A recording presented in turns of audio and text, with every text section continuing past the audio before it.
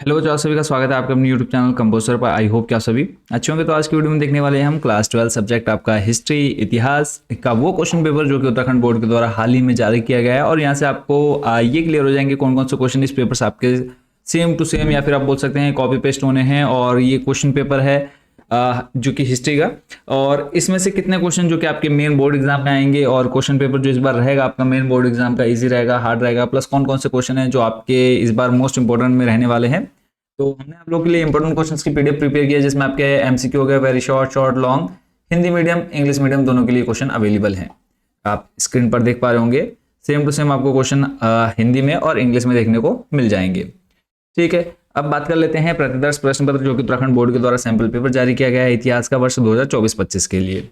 जो question paper marking है total 80 marks का है पेपर। पूर्णांक जो है समय 3 घंटे। टोटल प्रश्न की अगर बात करें 25 प्रश्न और सभी प्रश्न करने अनिवार्य हैं। कौन सा प्रश्न कितने नंबर का है वो सामने उनके प्रश्नों के दिए हुए हैं। अगर बात करें हम देखो 2 से 7 तक तो निश्चित उत्तर प्रश्न है जो कि एक लाइन में आपको आंसर देना है, बट 8 से 11 तक 50 शब्दों में, 12 से 18 125, 19 से 23 250, और उसके बाद केस स्टडी है प्रश्न नंबर 24। 25 नंबर पे आपको मानचित्र देखने को मिल जाएगा। तो करते हैं फर्स्ट नंबर से स्टार्ट, और आपको बताएंगे कि जो बच्चे ये पीडीएफ हिंदी और इंग्लिश मीडियम के लिए हमने आप लोग के लिए मोस्ट इंपोर्टेंट की पीडीएफ प्रिपेयर की है वो आप कहाँ से ले सकते हैं वो भी हम जानेंगे। तो का नंबर पे आप देख रहे हैं फर्स्ट नंबर में एमसीक्यू वैकल्पिक प्रश्न है, मृतकों का टीला किसे कहा जाता है। मोस्ट इंपोर्टेंट रहेगा बच्चों इस बार भी आपकी ये बोर्ड एग्जाम में। फर्स्ट है हड़प्पा, कालीबंगा, मोहनजोदड़ो या फिर लोथल। आंसर आप लोगों ने कमेंट बॉक्स में देने हैं ताकि पता चल जाए कितने बच्चों की कितने परसेंट तैयारी हो चुकी है। खा नंबर है इंडिका की रचना किसने की। चाणक्य, मेगिस्थनीज, अशोक या फिर चंद्रगुप्त मौर्य। गा नंबर है किन शासकों को उनके मातृ नाम से चिन्हित किया जाता है। कुषाण, शुंग, मौर्य या फिर सातवाहन। घ नंबर है जैन परंपरा के अनुसार 24वें तीर्थंकर किसे माना जाता है। महावीर, पार्श्वनाथ, ऋषभदेव या फिर गौतम बुद्ध। पांचवा है अड़ा नंबर किताब उल हिंद किसकी रचना है। अल बरूनी, इब्न बतूता, बर्नियर या फिर दयाराम साहनी। चलते हैं नेक्स्ट, अगला है 4 नंबर पे नैनार किस मत से संबंधित है। वैष्णव, शैव, इस्लाम या फिर सिख। 6 नंबर है स्थायी बंदोबस्त किसके शासनकाल में लागू हुआ। Warren, Hastings, Macaulay, Cornwallis, William Bentinck. 4 number है 1857 का विद्रोह कब और कहाँ प्रारंभ हुआ।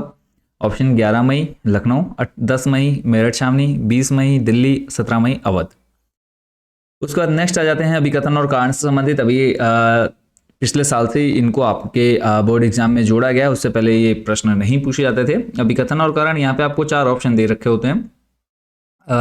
ए तथा आर दोनों सही तथा आर ए की सही व्याख्या करता है, यानी आर और ए दोनों अगर आपस में रिलेटेड हैं तब तो आप फर्स्ट वाले के साथ जाएंगे, और फिर ए और आर दोनों सही हैं बट आपस में रिलेटेड नहीं है तब आप सेकंड वाले पे जाएंगे। फिर आप ए सही है पर आर गलत है तो थर्ड वाले पे, ए और आर दोनों गलत हैं तो आप फोर्थ वाले पे जाएंगे। क्लियर है। तो अब बात कर लेते हैं कि जो क्वेश्चन हमसे यहाँ पर पूछे गए हैं। अभिकथन दे रखा है पुरातत्वविदों और इतिहासकारों को हड़प्पा लिपि रहस्यमयी लगती है। अभिकथन हो गया। कारण क्या दे रखा है, हड़प्पा लिपि आज तक पढ़ी नहीं जा सकी है, तो दोनों ही सही हैं और सही व्याख्या भी कर रहा है। फिर है अभिकथन दांडी यात्रा महात्मा गांधी द्वारा 1930 में शुरू की गई थी। अब आपको अगर क्लियर पता है कि 1930 में शुरू की गई तो यानी सही है।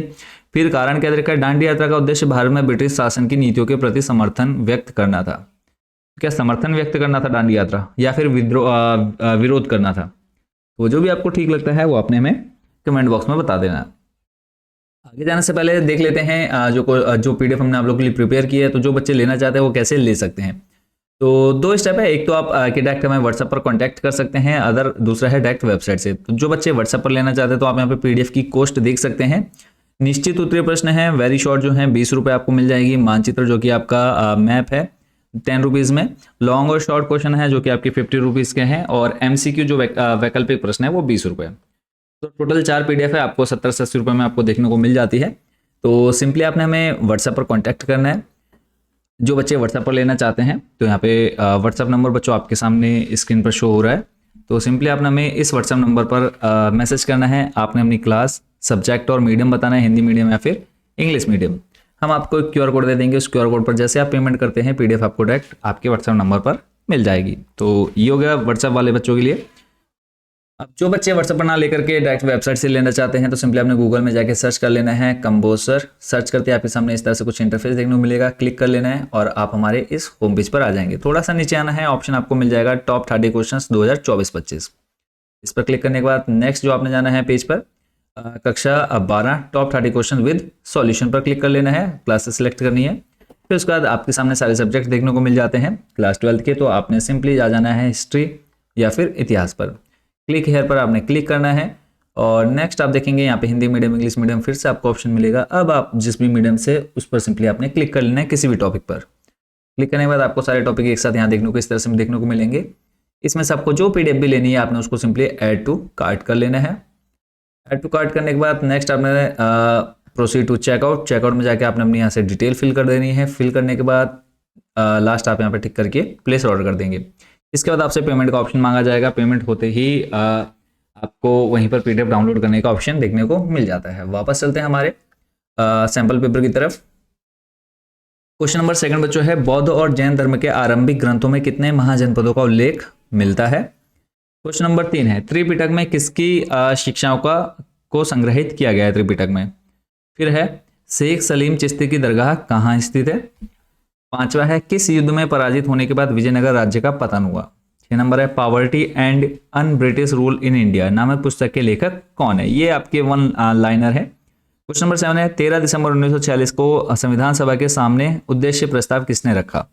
और आपको बता दें कि ये जो क्वेश्चन है इनको तो आपने अच्छे से प्रिपेयर कर ही लेना है क्योंकि यहाँ से मोस्टली क्वेश्चन आपके देखने को मिलने वाले हैं। क्वेश्चन नंबर 8 है, हड़प्पा सभ्यता का अंत किस प्रकार हुआ होगा, चर्चा कीजिए। 9 नंबर है, भारतीय उपमहाद्वीप की मस्जिदों का स्थापत्य सार्वभौमिक आदर्शों और स्थानीय परंपराओं का सम्मिश्रण है, इस कथन से आप कहां तक सहमत हैं। फिर है रैयतवाड़ी बंदोबस्त से क्या समझते हैं। गांधी इरविन समझौते पर प्रकाश डालिए। जैन धर्म और बौद्ध धर्म में क्या समानताएं हैं। स्तूप क्यों और कैसे बनाए जाते थे, संक्षिप्त में वर्णन कीजिए। इसी के अथवा में आपको क्वेश्चन दिया है, बौद्ध धर्म की भारतीय समाज को 3 महत्वपूर्ण देन लिखिए। क्वेश्चन नंबर 14 है, विजयनगर एक विशिष्ट स्थापत्य शैली से अभिलक्षित था, इस कथन की विजयनगर के स्थापत्यों के उदाहरणों सहित पुष्टि कीजिए। 15 है, 16वीं-17वीं सदी में कृषि उत्पादन को किस हद तक महज गुजारे के लिए खेती कह सकते हैं। अपने उत्तर के कारण स्पष्ट कीजिए। क्वेश्चन नंबर 16 है, अलवार और नैनार संतों ने किस प्रकार जाति प्रथा की आलोचना की। 3 नंबर का प्रश्न है, अथवा में आपको दे रखा है, रिहला पर एक लेख लिखिए। 17 है, ग्रामीण बंगाल में जोतदारों के उत्कर्ष का वर्णन कीजिए। 18 है, नीति निदेशक सिद्धांतों से क्या समझते हैं, संक्षिप्त वर्णन कीजिए। 18 नंबर है, संविधान सभा में राज्यों की तुलना में केंद्र के लिए ज्यादा शक्तियों के पक्ष में क्या तर्क दिए गए, उल्लेख कीजिए। 19 है, हड़प्पा सभ्यता की खोज की कहानी का वर्णन कीजिए, यानी किस तरह से हड़प्पा की खोज हुई। अथवा में दे रखा है, हड़प्पा सभ्यता के शहरों की जल निकास प्रणाली नगर योजना की ओर संकेत करती है, क्या आप इससे सहमत हैं, कारण सहित लिखिए। 20 नंबर है, V.S. सुकंथाकर के द्वारा 20वीं शताब्दी में किए गए महाभारत के संकलन के विभिन्न सोपानों का वर्णन कीजिए।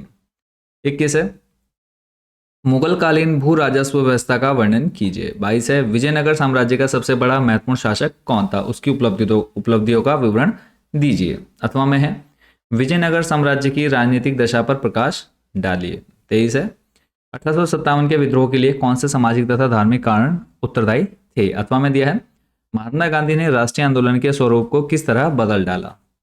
और इसका 24 नंबर जो कि आपका केस स्टडी है, 5 नंबर में बच्चों प्रश्न है। यहाँ पे आपको एक पूरा पैराग्राफ देखने को मिल जाता है, इससे संबंधित नीचे आपको प्रश्न पूछे जाएंगे, जैसे कि भारत छोड़ो आंदोलन कब शुरू हुआ, तो ये आप पैराग्राफ नहीं पढ़ते तब भी आप इसका आंसर इजिली लिख सकते हैं। भारत छोड़ो आंदोलन का नेतृत्व किसने किया। फिर है, भारत छोड़ो आंदोलन का महत्व अधिकतम 30 शब्दों में लिखिए। 25 नंबर है जो कि मानचित्र से रिलेटेड है, इसमें आपको राजनीतिक रेखा मानचित्र पर ऐतिहासिक महत्व के निम्नलिखित नगरों को अंकित कर उनके नाम भी लिखिए, जैसे कि दिल्ली, मगध, राखीगढ़ी, सांची, कौरले। तो 5 आपको दिखाने हैं, 5 नंबर आपको मिल जाएंगे। दृष्टिहीन परीक्षार्थी जो है हमारे, उनके लिए दिल्ली, मगध, उनको यहाँ पर सेम नाम दे रखे हैं, ये आपको दिखाने हैं। ठीक है, तो ये बात हो गई सैंपल पेपर, क्वेश्चन पेपर जो कि आपके द्वारा आपने अभी देखा बोर्ड पेपर के द्वारा जारी किया गया है। तो यहाँ पे मान के चलिए लगभग यहाँ से 40-50% आपका जो क्वेश्चन है सेम टू सेम देखने को मिलने वाले हैं आपके बोर्ड एग्जाम में। तो आई होप बच्चों इनको आप अच्छे से प्रिपेयर कर लेंगे। बाकी आप PDF कहाँ से ले सकते हैं वो भी आपने अच्छे से समझ लिया होगा। तो मिलते हैं नेक्स्ट वीडियो में अदर सब्जेक्ट के क्वेश्चन पेपर के साथ। Thank you so much watching for this video.